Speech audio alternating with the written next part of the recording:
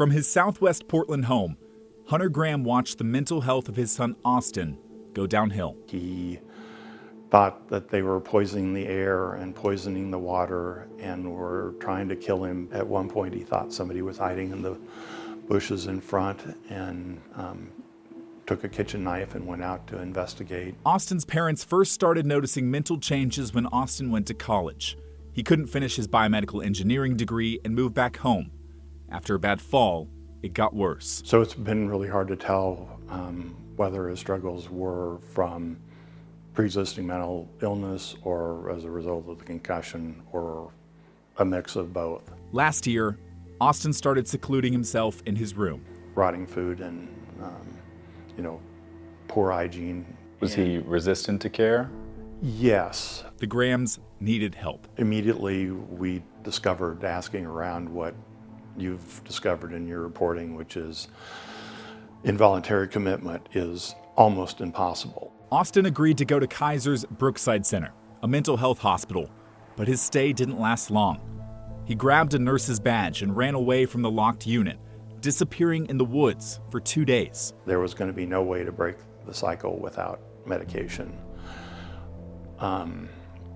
But we were told that it was unethical to medicate him in his current state because he wasn't in imminent danger to himself or others. There was one route left: guardianship.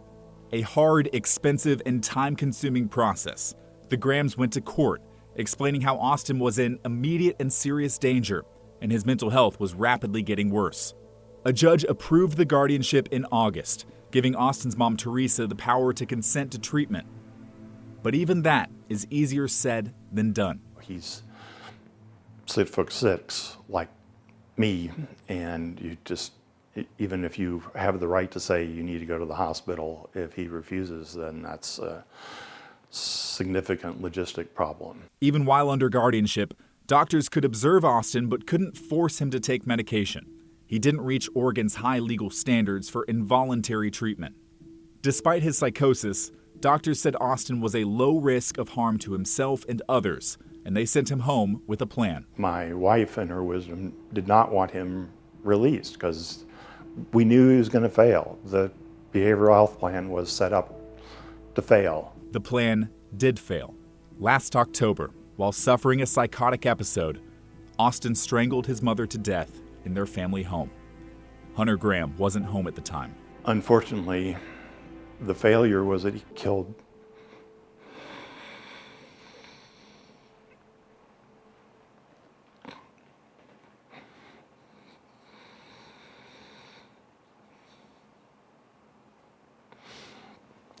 her. Initially, police saw no signs of foul play and didn't suspect Austin. 2 weeks later, Hunter was at the hospital with Austin when his son called 911. He called police and confessed. After police arrived, Austin wrote, "I killed my mom and strangled her with my bare hands," on the back of a sheet of paper. Had you been worried about something like that, seeing your son's mental degradation?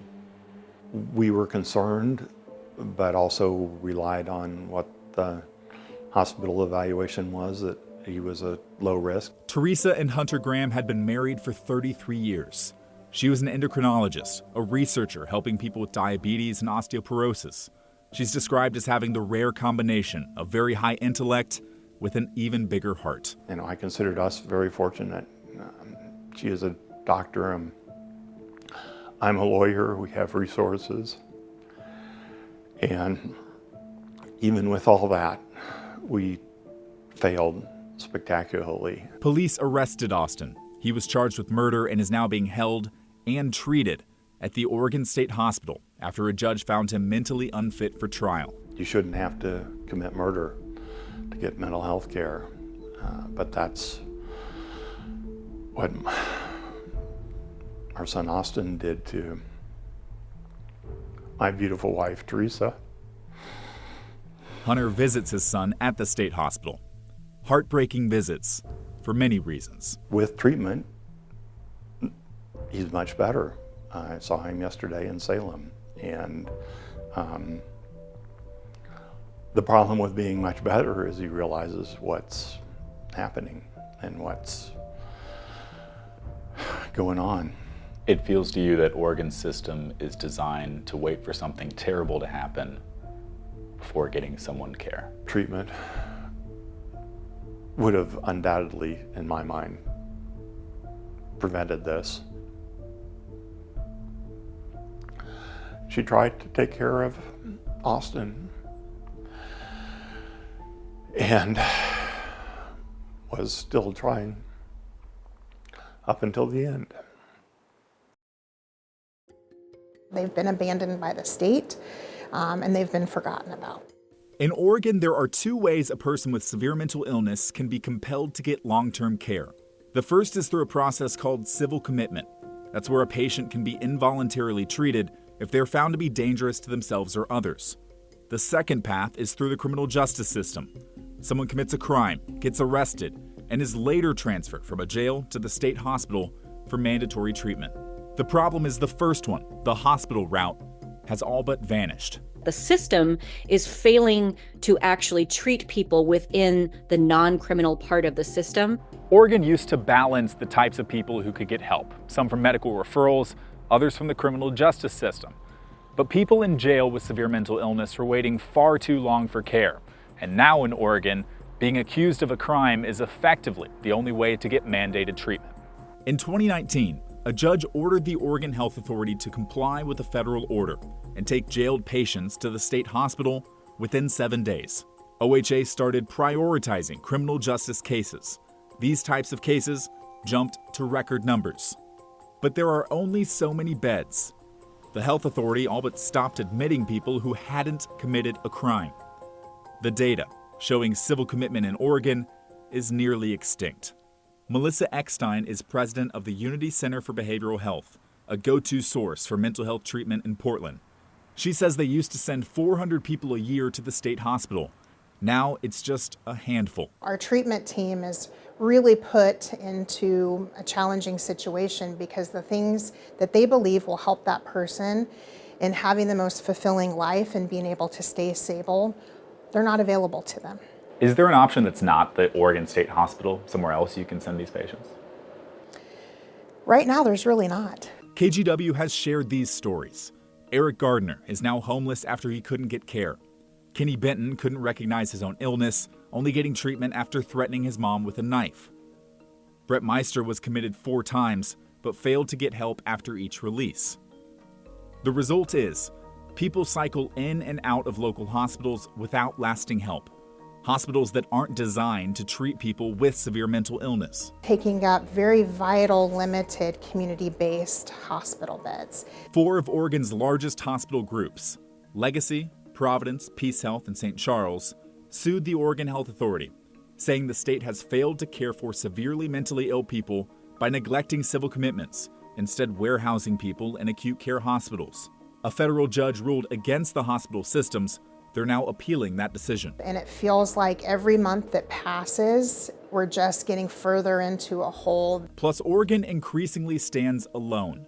A study from the nonprofit Treatment Advocacy Center found Oregon uses just 7% of its mental health care beds for civil cases instead of criminal. That ranks last in the country out of any state that allows for civil commitment.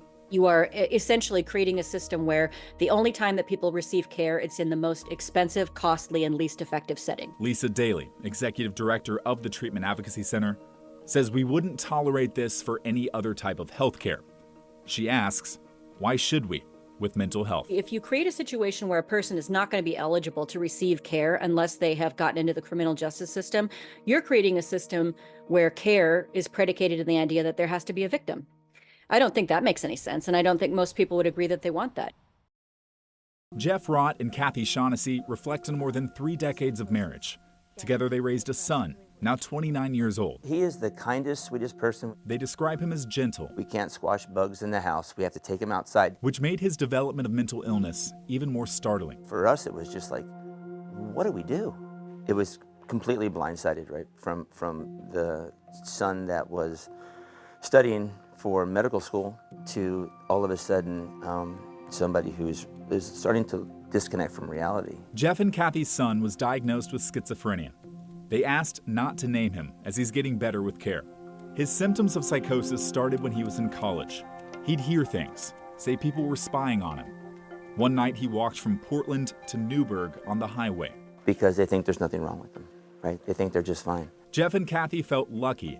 During some psychotic episodes, their son agreed to stay in the hospital. He would get to the ER. He would hopefully say the magic words, like, I'm thinking about killing myself. And they would put him into behavioral health, and then he would stay. But if doctors decided he wasn't a danger to himself or others, and he turned down medication, by Oregon law, they couldn't force treatment. In 2019, Jeff and Kathy said a hospital released their son without warning, sending him on his way with a bus pass. We had been there every day, his family, who were obviously going to be his caretakers, and they just let him go. What happened next, they never expected. We could track his phone. I woke up in the morning, looked at the map, and it was usually over here in Portland, and the map just slid over, and I was like, oh no, he was in New York. So you think about, was he dangerous to other people? He was in complete psychosis and got in an airplane. What do? He's in the city of millions and millions of people in psychosis, and he's in New York City knowing no one, with hallucinations that he's at Juilliard Dance School, that he's a writer for Saturday Night Live, he's dating a supermodel who lives there. Luckily, they found him in New York. Jeff and Kathy had called New York police. Officers found their son and took him to another hospital. He denied medication and treatment, but the New York facility held him anyway. When you saw how this process worked in New York compared to Oregon, what do you take away from that? New York really cared about him. I mean, that's the simplest way to put it. Jeff remembers a nurse. And she just kept telling me, don't worry, we'll get him back. And, whew.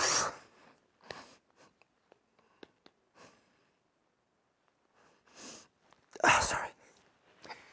The facility sent his son to mental health court, where lawyers and a judge discussed involuntary treatment. And the judge would say, hey, if we give him this medication and give him time, is he going to return back to his normal life? And everybody said yes. And so the judge just said, he needs to take this medicine. 2 months after his son was admitted, Jeff Rott walked in on one of his daily visits, expecting the usual. He wouldn't recognize me as who I was, and I walked in, and he said, hey, Dad.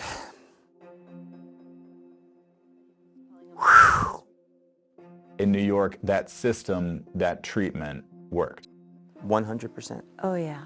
New York law doesn't require imminent danger for forced treatment, a high bar that can be difficult to reach. New York also has more than 2,500 civil beds. In contrast, Oregon's civil commitment law requires imminent danger for a person to meet the grave disability requirement. The state currently has less than 50 civil beds and stopped admitting almost any civil patients to the state hospital over the last 5 years. The result?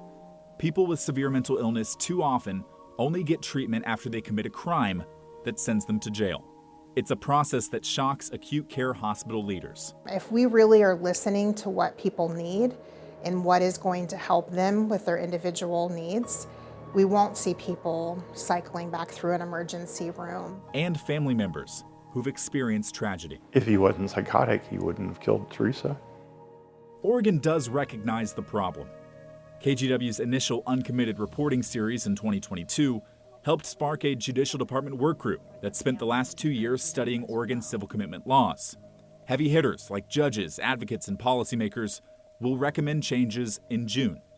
Oregon lawmakers just approved $85 million to expand mental health and substance use facilities across the state. But based on current need, that's just a drop in the bucket.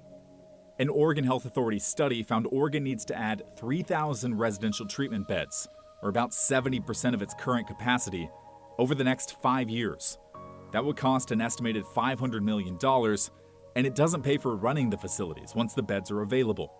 Jeff Rott says he sees news stories where someone in a mental health crisis commits a serious crime. And yet then the world will label that person a monster or this horrible piece of trash. And meanwhile, it could have been my son. But he believes the way we currently do things in Oregon sets us up for failure. We're the monsters. We didn't help this person. We collectively we didn't help this person who needed help,